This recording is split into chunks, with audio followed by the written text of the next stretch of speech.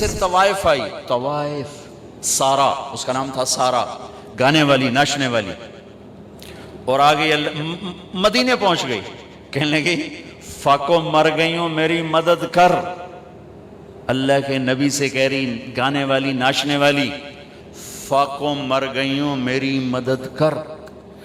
تو آپ نے کہا کلمہ پڑھتی ہو؟ آپ نے کہا کلمہ پڑھتی ہو؟ کہنے لگا نہیں پڑھتی، نہیں پڑھتی۔ کفر، ناچنے والی گانے والی، ٹھیک ہے، کلمہ پڑھتی ہو؟ کہا نہیں پڑھتی۔ تو آپ کہتے ہیں نو کنو پھاتے باہر کر دیو، نہیں؟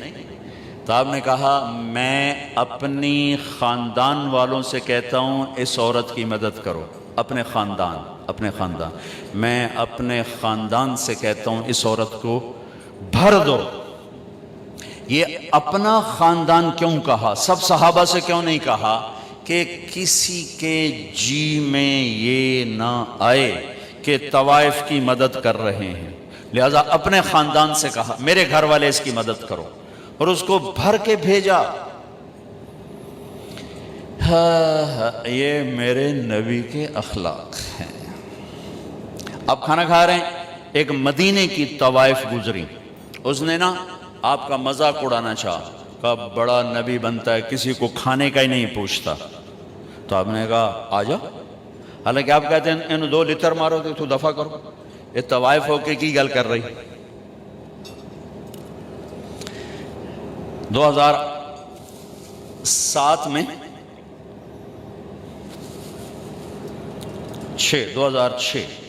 2006 میں نرگس میرے ساتھ حج پر تھی، لاہور کا گروپ تھا، اس کے ساتھ ہم گئے ہوئے تھے، اس کو تیار کیا تھا۔ تو عرفات والے دن وہ شام کو اس کا رو رو کے برا حال تھا، کیا پتہ چلا کہ وہ میٹرس نہیں بچھاتے یہ لوگ جو حج ٹور والے ہوتے ہیں، وہاں 3-4 خواتین بیٹھی تھیں، وہ بھی جا کے بیٹھ گئی، تو انہوں نے اس کو طوائف اور رنڈی اور کیا کچھ کہہ کر وہاں سے اٹھا دیا اور بے عزت کیا، بہت زیادہ بے عزت کی۔ تو اس کو اتنی مشکل سے سمجھا بجھا کے اس کو نرم کیا۔ میں نے کہا میں اب کس کے سامنے رونا روں، یہ وہ جگہ ہے جہاں میرا اللہ کہتا ہے اتنے گناہ لے کر آؤ جتنے بارش کے قطرے ہیں معاف کر دوں گا، اتنے لے کر آؤ جتنے ریت کے ذرے ہیں معاف کر دوں گا، اتنے لے کر آؤ جتنے درختوں کے پتے ہیں معاف کر دوں۔ تو ایک طوائف کے پاس اتنے گناہ تو نہیں ہیں کہ وہ بارش کے قطروں سے زیادہ ہو جائیں، یا ریت کے ذروں سے بڑھ جائیں، یا درختوں کے پتوں سے بڑھ جائیں، لیکن نفرت نفرت نفرت نفرت انسانی نہیں سمجھتا۔ ایک ہوتا ہے پیسے کا تکبر، وہ بھی بڑا خوفناک ہے، ایک ہوتا ہے نیکی کا تکبر، یہ پیسے سے زیادہ خوفناک ہے۔ میری گل ذرا کان کھول کے سنیں آجے، ایک پیسے کا تکبر ہے، یہ بھی بڑی بھیڑی شے ہے، لیکن نیکی کا تکبر اس سے بھی زیادہ ہوتا ہے۔ یہ آدمی کو ایسے ہی گراتا ہے اللہ کی نظروں سے جیسے بڑے بڑے گناہوں سے انسان اللہ کی نظروں سے گرتا ہے۔ اس کا یہ میں نے آپ کو نمونہ دکھایا ہے کہ اٹھ جا یہاں سے، طوائف ناچنے والی، وہ تو توبہ کرنے گئی تھی وہ، اور اس نے کی توبہ، گھر بیٹھ گئی۔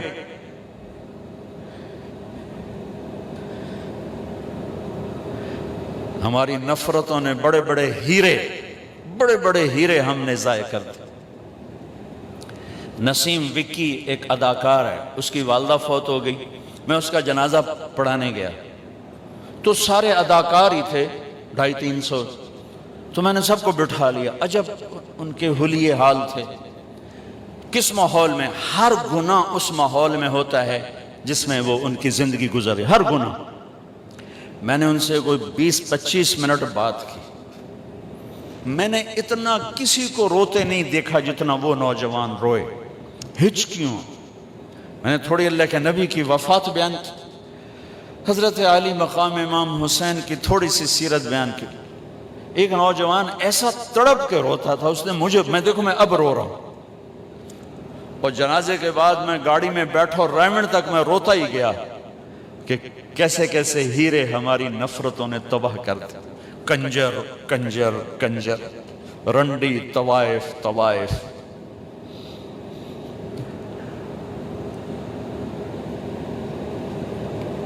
کون جسم کو بیچتی، کس نے گھنگرو بندھا پہنائے، کس نے اس کو جسم فروشی پہ مجبور کیا؟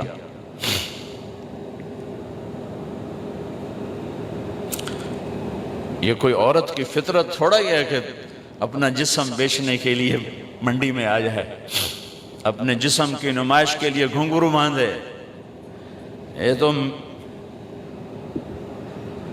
نچوانے والے میاں صاحب، سیٹھ صاحب، چودھری صاحب، سردار صاحب، ان کی کلغی سفید رہی، اس کے ماتھے پہ طوائف کا داغ لگا، موت بھی نہ دھو سکی۔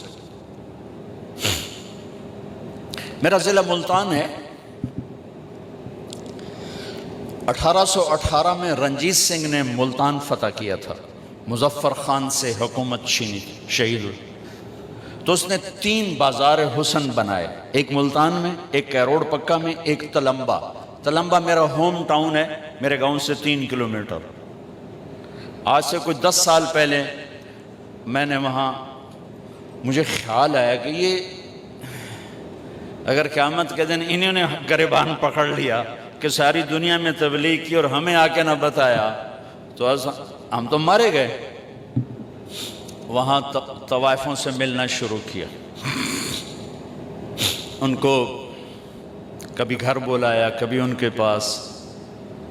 جب پہلی دفعہ ان سے ملاقات ہوئی تو ہمارے ایک ساتھی نے کہا، بیٹیو ہم آپ پہ عزت کی چادر ڈالنے آئے ہیں۔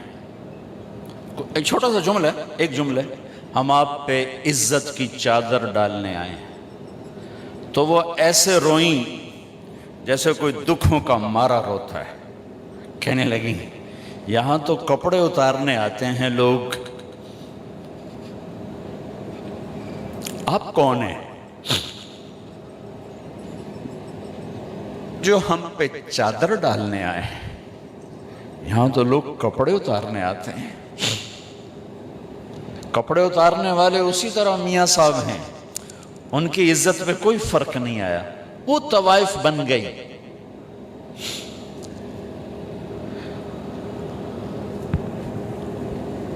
10 سال کی محنت کے بعد اللہ کے فضل سے وہ سارا محلہ اب ختم ہونے کو ہے۔ کتنی بچیوں کی شادی ہو گئی، توبہ کر گئیں، کتنیوں کے میں نے وظیفے لگا دیے کہ وہ کہا جی جب تک ہماری شادی نہیں ہوتی پھر ہمیں کوئی روٹی پانی کا انتظام کر دو، اور کتنوں کے پیغام آتے ہیں کہ جی کہیں ہماری شادی کروا دیں، ہم یہ گندا کام اب نہیں کرنا چاہتے۔ نفرت کرنا کون سا مشکل کام؟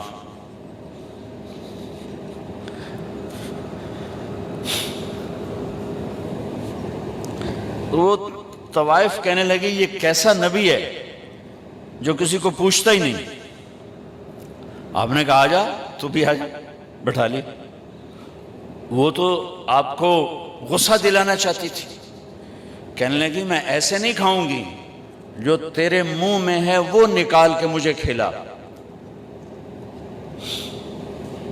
اور ہماری پنجابی کی مثال ہے، کبا سمجھتے ہیں؟ کبڑا، کبے نو لت لگی وہ سدھا ہو گیا، ان کو اسے لت ماری وہ سدھا ہو گیا۔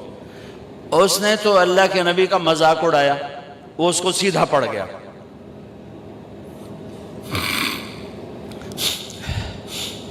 جب اللہ کے نبی کا لعاب اس کے منہ میں جب گیا تو کیا ہونا تھا؟ جو ہی آپ کے منہ کا نوالا اس کے منہ میں گیا، اس نے وہیں کلمہ پڑھ لیا اور مدینے کی حیادار پاک دامن عورت بن گئی۔ میرے بھائی بہنوں، زندگی کی خوبصورتی حج سے نہیں ہوگی، نماز سے نہیں ہوگی، روزے سے نہیں ہوگی، ذکر و تلاوت سے نہیں ہوگی۔ ہاں، یہ ہماری فاؤنڈیشن ہے، ہماری بنیاد بنے گی۔ بنیاد کے بغیر عمارت نہیں بنتی۔ اگر زندگی کو خوبصورت بنانا ہے، اس میں حج بھی ایک عمل ہے، تو اپنے اخلاق خوبصورت، نبی والے اخلاق سیکھیں. آپ کا گھر خوبصورت، آپ کا زندگی کا سفر خوبصورت،